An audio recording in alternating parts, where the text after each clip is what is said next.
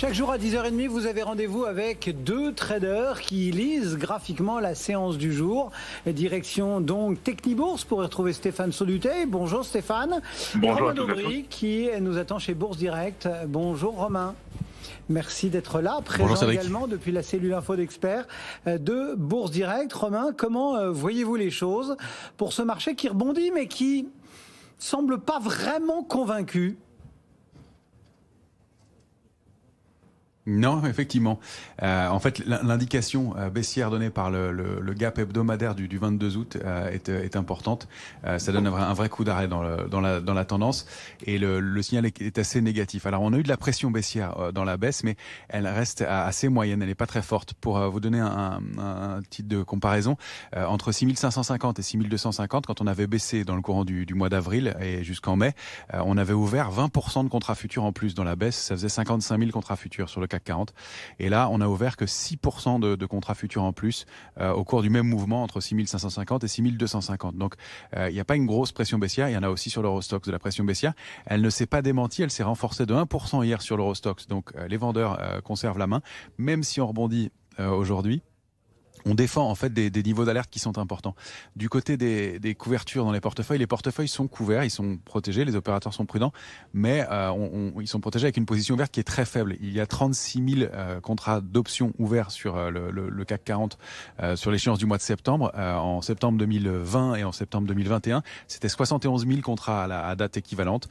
Et puis même en 2019, c'était 84 000 contrats, je regardais. Donc c'est vous dire qu'il y a tout petit intérêt sur le marché et en fait il y a des opérateurs qui sont très en retrait à cause du manque de visibilité du marché actuel. Donc je serais pas surpris que les vendeurs se manifestent à nouveau contre des niveaux de résistance, donc entre 6302 et 6315 qui sont des niveaux importants, même si le fait de repasser la zone 6200, 6249 est quand même un signal d'amélioration à très court terme. Et maintenant, le risque, c'est de retourner dans cette zone-là. On savait qu'il y aurait de la défense sur ce niveau-là, puisque c'est la fin de la zone de solidité du marché, si on peut dire, et de tout le mouvement qui s'est construit entre fin juin et fin juillet. Et on sait que dans cette zone-là, il y a eu du soutien. Donc, qu'on réagisse dessus, c'est un bon signe et c'était relativement normal. Maintenant qu'on retourne un peu à l'intérieur dans les jours qui viennent, ce serait pas surprenant. Alors, pour aller chercher des zones situées entre 6036 et 6080, pourquoi pas. Des extensions, à mon avis, maximales à 5850. Je vois pas de raison d'aller vraiment plus bas parce que bien on a construit quand même quelque chose entre fin juin et fin juillet et il y a eu du temps avant de repasser ces niveaux-là et il y a eu des entrées et des accélérations fortes sur des titres et donc il n'y a pas de raison d'invalider tout ce mouvement et donc plutôt de retourner à l'intérieur et c'est plutôt une structure qui mérite d'être consolidée, qui mérite d'être renforcée qu'un vrai signal baissier. Voilà ce que nous propose Romain depuis Bourse Direct. Stéphane Sauduteil chez Technibourse, comment voyez-vous les choses ?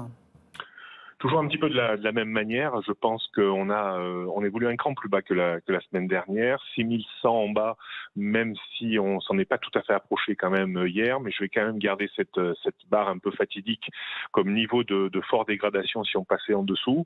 Et puis les niveaux actuels autour des 6300 points. Allez, on peut même monter jusqu'à 6330 points.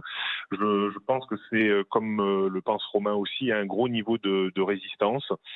C'est vrai qu'on attend des chiffres importants d'inflation en Allemagne cet après-midi, mais aussi la confiance des consommateurs américains. Ça va peut-être être aussi un catalyseur, soit pour passer en force cette zone et réintégrer finalement l'évolution de la semaine dernière, mais j'y crois pas trop quand même. J'ai plutôt l'impression qu'on est capable de rebaisser un petit peu. Alors c'est vrai qu'il y a quand même un palier intermédiaire, et je suis aussi d'accord avec Romain, entre 6230 et 6250 points. Ça sera un gros test aujourd'hui, si on revient dans cette zone. Si on casse ce niveau, effectivement, là, c'est les 6150, 6000 points en visée. Voilà, on attend aussi, bien sûr, les chiffres des créations d'emplois pour le mois d'août aux États-Unis vendredi, qui sera également un catalyseur. Et on a vu quand même aussi l'euro-dollar rebondir un petit peu, repasser au-dessus de la parité pour pas grand-chose, parce qu'on a une petite détente sur les taux d'intérêt US, le 2 ans et le 10 ans. Deux traders qui vous parlent de la tendance du jour.